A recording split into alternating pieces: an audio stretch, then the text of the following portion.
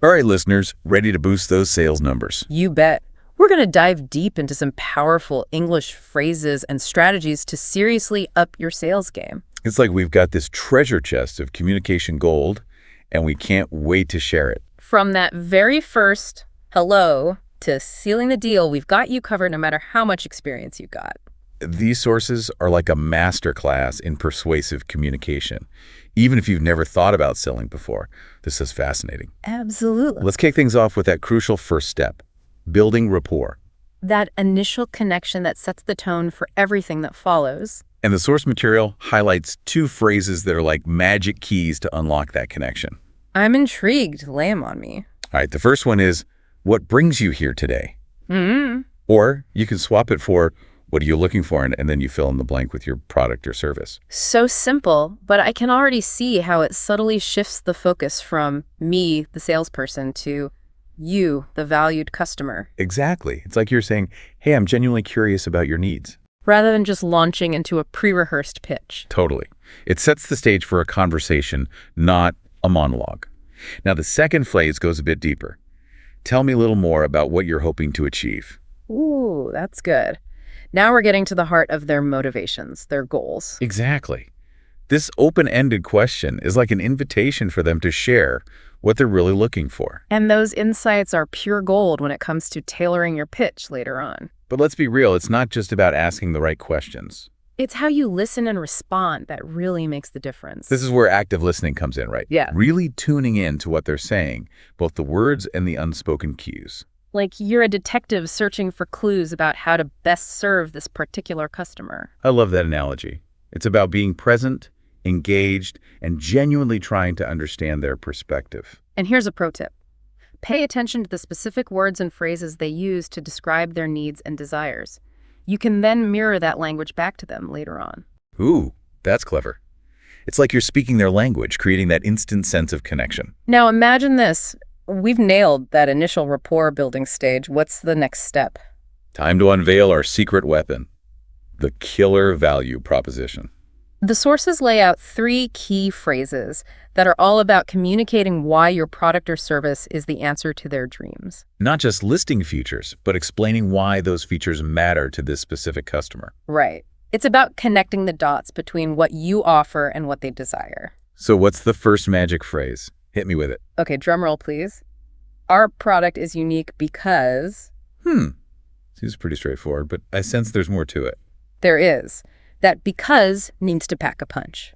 It has to be followed by something truly compelling, something that speaks directly to their needs. Remember all that active listening we did earlier? This is where that information comes into play. Right. We're using what we learned about their goals and challenges to tailor our value proposition and make it irresistible. Precisely.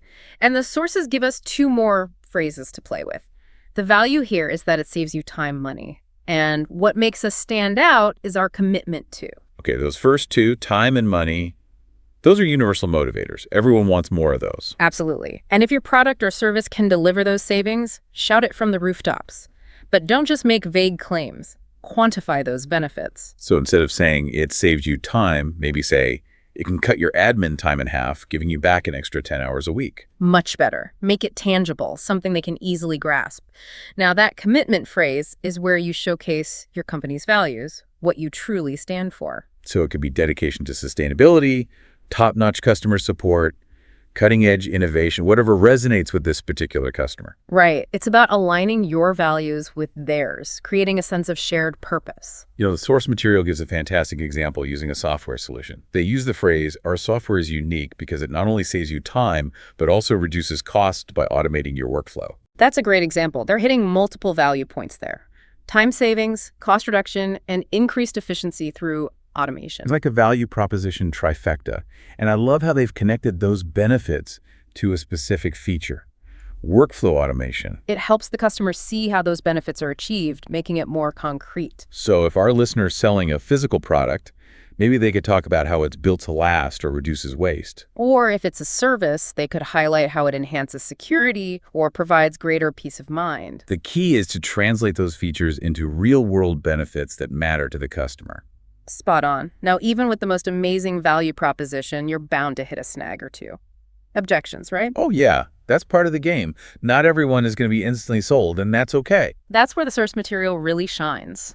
It gives us some seriously useful phrases to handle those objections gracefully and confidently. All right, bring on those objection-busting phrases. Yeah. I'm ready to turn those challenges into opportunities. The first one is, I understand your concern. Here's how we address that. Right off the bat, you're acknowledging their feelings, showing empathy, Not dismissing their concerns, but validating them. which instantly diffuses any tension and shows you're truly listening. And then you immediately follow up with the solution, demonstrating you've thought things through. Okay, that's smooth. What's the next phrase in our arsenal? I see where you're coming from, and I think you'll be pleased to know. A bit more conversational. It builds on that rapport you've established, acknowledging their perspective and then hinting at a solution that'll put their mind at ease. And then we have the power of social proof.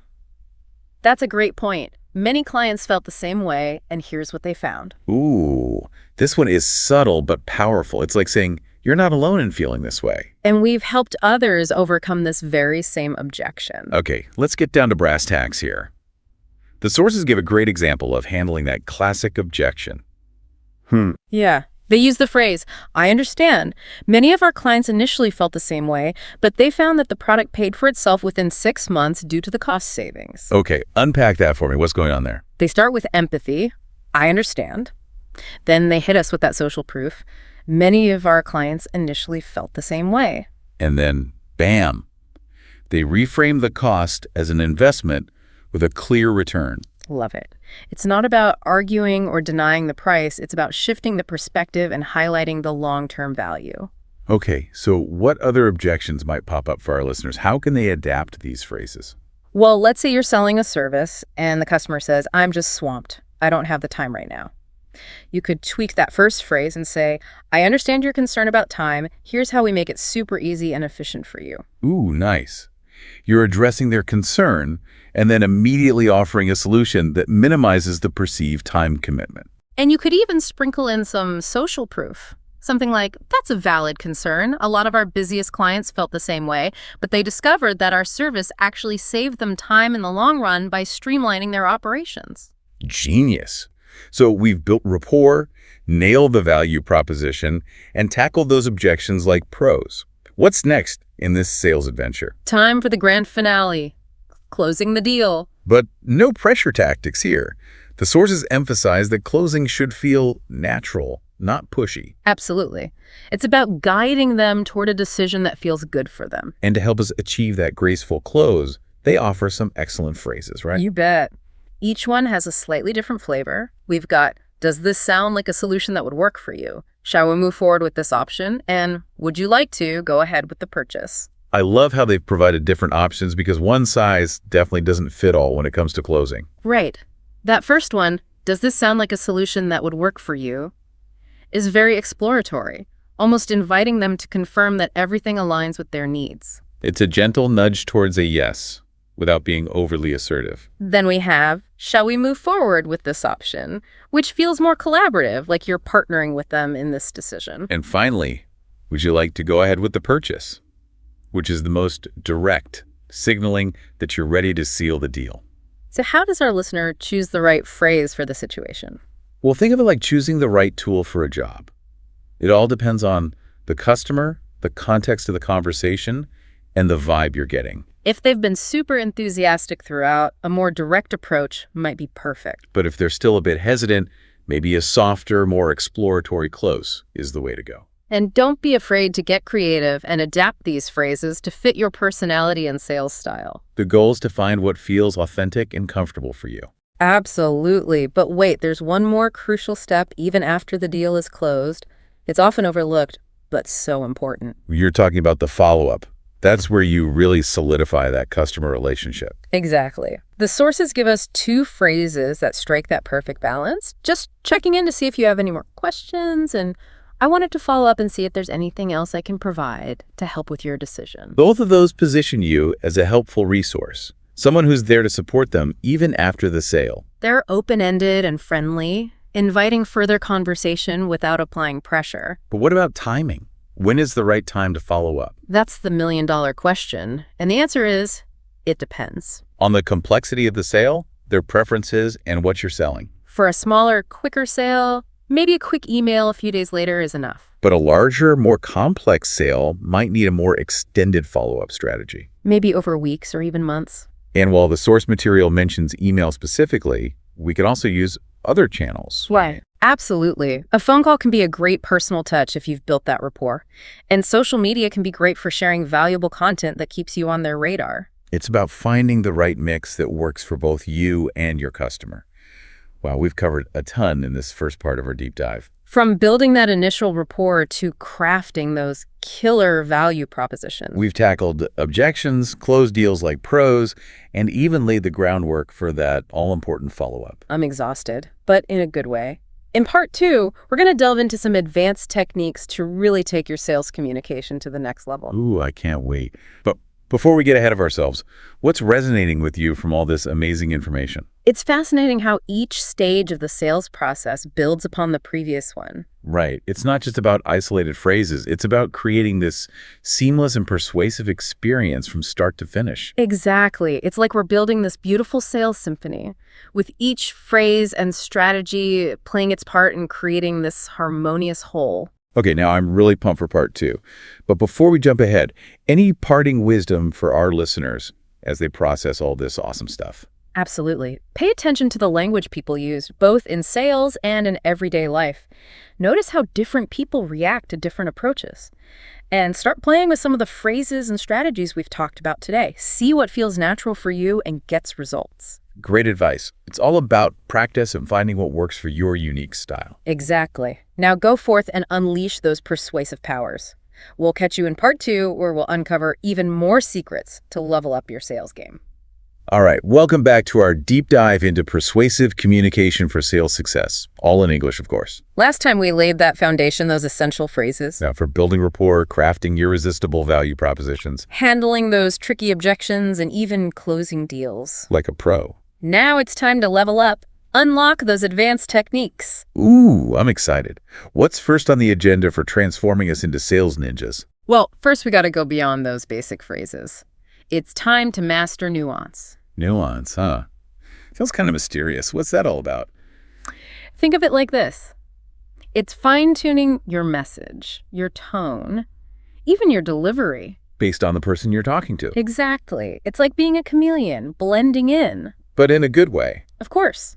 Imagine you're talking with someone who's super analytical, loves data. Okay, so I'm going to hit them with facts, figures, specific examples. Exactly. But now let's say you're talking with someone who's more emotional, driven by feelings. Then it's all about storytelling, painting that picture of how my product can make their life better. You got it. It's like you wouldn't use the same approach with everyone at a party, right? Definitely not. Got to read the room, adjust my vibe. Same goes for sales. The better you read your customer, the stronger that connection. So it's speaking their language, but not just the words. It's the whole package. Ooh. You know what else creates connection? This one's super interesting. Mirroring. Yeah. This can be really powerful. Subtly matching their body language, their tone. Even some of their vocabulary. It creates this unspoken bond, you know? I do. It's like when someone speaks really softly, I find myself doing the same. See? Or if they use a lot of hand gestures, you might naturally do the same. But not in a creepy mimicking way. Definitely not. It's subtle. It's unconscious almost. Okay. All this talk about body language has got me thinking, what about nonverbal communication in general? Oh, that's huge in sales. Your words might be saying one thing, but your body could be saying another. Totally. Like if I'm trying to sound super enthusiastic, but my shoulders are slumped and I'm avoiding eye contact. Yeah, that's going to send mixed messages. So what are some of those nonverbal cues we got to be mindful of? Well, first off, eye contact. It shows you're engaged, trustworthy. But don't stare them down. Right. Like what we're doing right now, looking and listening. Exactly. Then there's posture. Stand tall, shoulders relaxed, but don't be stiff as a board. You got to project that confidence, but still be approachable. And don't forget the power of a genuine smile. It can totally change the atmosphere. Smiles are contagious. Okay, posture, eye contact, smile, got it. What about hand gestures? Any tips there? They can be great to emphasize a point or show enthusiasm. But too much can be distracting. Right. Aim for a balance, like everything else. I'm already feeling more aware of my own body language just from this conversation. See? Awareness is key. The main thing is congruence, making sure your verbal and nonverbal communication are telling the same story. So if I'm saying, I'm so excited about this product, but my tone is flat and I'm fidgeting. Yeah, that's not going to work. Aim for harmony between what you say and how you say it. All right, I'm ready to unlock more of those ninja skills. What other advanced techniques do we have in our arsenal? Well, let's talk about the power of storytelling. Oh, I love a good story. But how do I weave a story into a sales pitch without it feeling forced? Think about it like this. What are your customers' needs, their challenges? Okay, and then I find a story about a previous client who had those same problems. And how your product helped them overcome those obstacles and achieve their goals. I'm painting a picture, showing them how their life could be transformed. Exactly. And you're engaging their emotions, their imagination. That's what makes stories stick. Ooh, I like it. What else? What other ninja moves do we have? Let's talk about open-ended questions. These are your secret weapon for getting them talking. The ones that can't be answered with just a yes or no. Right. So instead of asking, are you happy with your current provider? I could ask, what would your ideal provider offer? Now you're cooking. That opens up a whole conversation, gives you valuable insights. Okay, open-ended questions check. Yeah? What else? This is like getting a secret decoder ring for the human mind. Okay, here's a subtle psychological trick. Use the word because. Because, really. Yep. When you give a reason, even a simple one, people are more likely to say yes. So instead of, can I send you some info? Yeah. Can I send you some info? Because I think it'll answer some of your questions. Exactly. That because adds a layer of justification, makes it harder to say no. I'm going to start using because everywhere now. All right, what other persuasion superpowers are we unlocking today? Let's talk about scarcity. People are more likely to act when they feel like they might miss out. Oh, I'm totally guilty of this one. Limited time offers, only a few spots left. Yeah. I'm a sucker for that stuff. See? It works. So if you have a genuine limited time offer, don't be afraid to highlight it. Create that sense of urgency. But no fake scarcity. Absolutely not. Got to keep it real, keep it ethical. Okay, storytelling, open-ended questions, because, and scarcity, my persuasive toolbox is overflowing. Yeah. Any final thoughts on these advanced techniques before we move on? Remember, these are powerful tools. Use them wisely. Don't manipulate, don't mislead. It's about genuinely helping the customer. Exactly. Building relationships, not just closing deals. Okay, I'm feeling inspired. But before we wrap up this part of our deep dive, any challenges for our listeners as they absorb all this new knowledge? You bet. Pick one of the techniques we talked about today and try it out in your next conversation. See how it feels. Love it. Experiment. See what works. Keep refining those skills. Because in part 3, we're going to tackle the big one. The ethics of persuasion. Ooh, that's a topic that deserves its own deep dive. We'll see you there. Welcome back, sales superstars. We've been on this incredible journey exploring the ins and outs of persuasive communication. From those foundational phrases to some pretty slick advanced techniques. But now we got to talk about something super important. Ethics. Because with great power comes great responsibility, right? Exactly. We can't just go around using these persuasive skills without thinking about the impact we're having. It's like having this awesome toolkit, but you got to use the right tools for the right job ethically. So how do we make sure we're staying on the ethical highway, avoiding those persuasive potholes? It all starts with your intention. Why are you doing this? Am I genuinely trying to help the customer? Or am I just obsessed with closing the deal no matter what? It's a gut check for sure. If your heart's not in the right place, no amount of fancy words is going to make it okay. And even with good intentions, transparency is key, right? Got to be honest about what we're offering. Absolutely. No overpromising, no hiding the downsides. Just clear, straightforward communication. It's like building trust, brick by brick. If the customer senses you're being shady, that trust crumbles. And along with honesty comes respect. Respect for their boundaries, their time, their decisions. No one likes to feel pressured or bombarded. It's about finding that balance between being persistent and being respectful. Now, remember how we talked about knowing your audience? Well, that's crucial for ethical persuasion, too. Because what works for one person might totally backfire with another. Right. You got to be sensitive to their personality, their situation, even their vulnerabilities. Like if someone's clearly going through a tough time, maybe dialing back the pressure is the ethical move. It's about using your skills to empower, not to take advantage. Now, what about those psychological techniques we talked about? Scarcity, social proof, those can be pretty potent. They can. And that's why it's so important to use them ethically. So highlighting a limited time offer is fine if it's genuine, but no creating fake scarcity just to pressure someone. Exactly. And if you're using social proof, make sure those testimonials are real and that data's accurate. No manipulating info to fit your narrative. It all boils down to integrity. When you're honest and transparent, these techniques can be really persuasive. But if you're using them to deceive, you've crossed the line. Okay, so our ethical checklist. Be authentic, be transparent, be respectful, and always put the customer first. And here's the amazing thing. When you do all that, you'll not only feel good about yourself, But you'll build stronger relationships with your customers, which often leads to more sales and long-term success. like a virtuous cycle. So, as we wrap up this incredible deep dive into persuasive communication, I want to leave our listeners with this thought. What are your ethical boundaries when it comes to sales? What's your personal code of conduct? Because at the end of the day, it's not just about closing deals. It's about building a career and a life you can be proud of. Well said. So go out there and use your persuasive powers for good. And remember, this journey of learning and growth never ends. Keep exploring, keep practicing, and keep those sales conversations flowing ethically and effectively. Thanks for joining us on this deep dive.